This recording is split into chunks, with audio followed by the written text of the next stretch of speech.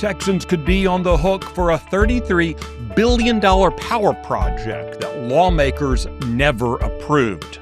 This is Monday, March 30th, 2026. Texas Scorecard presents the day's first news for the Lone Star State.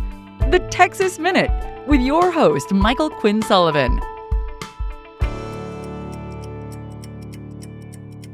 Thanks for kicking off your week with the Texas Minute.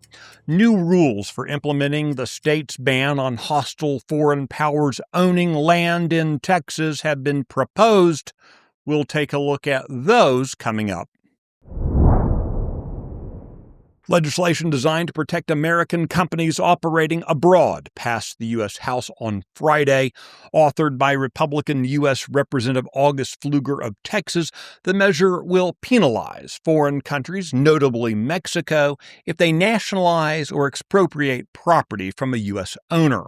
While applied broadly, the target is a series of bad actions by Mexico in threatening to seize a deep water port owned by U.S.-based Vulcan Materials. Eager to quell criticism, the Texas A&M University system is providing additional information regarding a $4 million renovation to the Reed House, which serves as the residence for the system chancellor.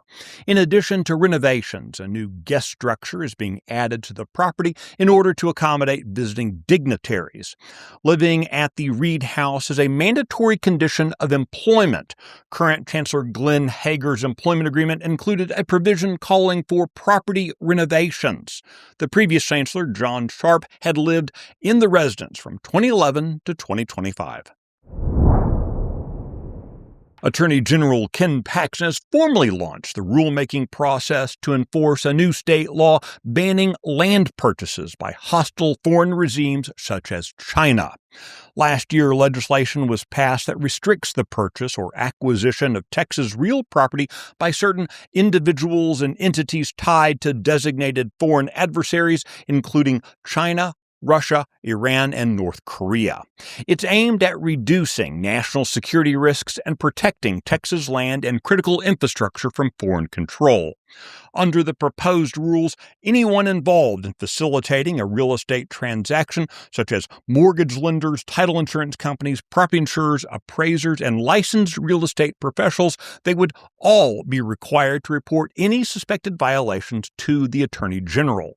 All complaints, civil, investigative demands, and related materials submitted to or issued by the OAG would be treated as confidential and not subject to public disclosure except where required by law.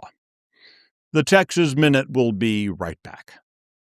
Hey there, folks. Chris Saledo here from the Saledo Storm Podcast. As your friendly, liberty-loving Latino, I bring you a mix of engaging discussions to help us fight for our families, our state, and our conservative values.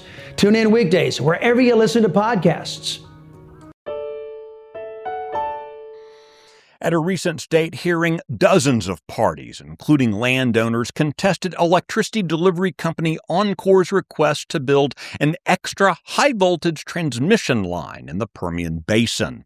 Transcripts from the hearing echo concerns that specialists have raised about the project's $33 billion price tag and even the risk that it poses to oil pipelines.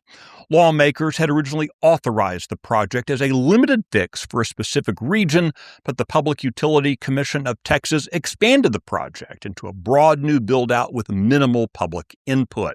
In addition to Texans being burdened by increased cost estimated at $200 per household per year, experts warned that the expansion could lead to other projects being launched with little direct accountability.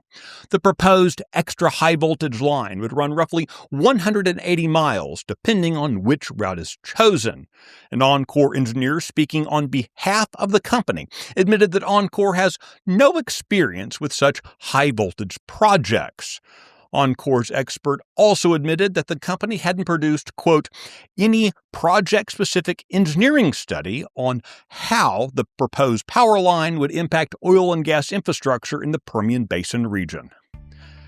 Yeah, that would seem important.